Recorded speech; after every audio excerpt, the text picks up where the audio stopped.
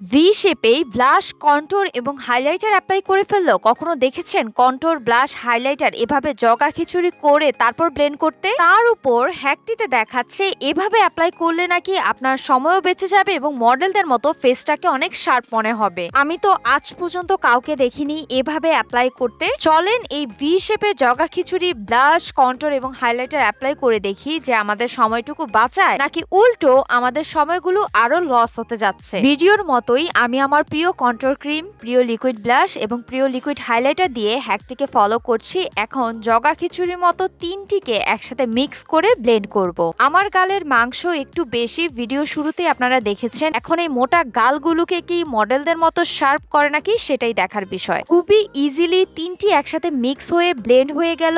And এখন আমরা দেখবো যে এটার রেজাল্টটা কি। যেহেতু আমার ব্লেন্ড করা ডান, আপনারা কি রেজাল্টটা দেখার জন্য ready? 1, 2 and 3, just see the difference. আমার ওই গালের আর এই গালের মধ্যে কতটা তফাৎ আমি ভাবতেই পারিনি যে এত জগা খিচুড়ির মতো কন্ট্যুর, ব্লাশ আর হাইলাইটার হ্যাকটা ট্রাই করার ফলে এত ভালো একটা আউটপুট পাবো। এই হ্যাকটা সত্যি আমার ফেসটাকে মডেলদের মতো শার্প বানিয়ে ফেলেছে। অবশ্যই ট্রাই করে দেখবেন। আলাদা করে কন্ট্যুর ক্রিম, ব্লাশ বা হাইলাইটার অ্যাপ্লাই করার প্রয়োজন নেই, আপনাদের অনেক সময় বেঁচে যাবে। সত্যি খুবই অসাধারণ একটি মেকআপ হ্যাক ছিল। মাস্ট ট্রাই করবেন। নতুন আরো ভিডিও পেতে আমার পেজটি ফলো করবেন, ভিডিও শেয়ার করে দিবেন। টাটা।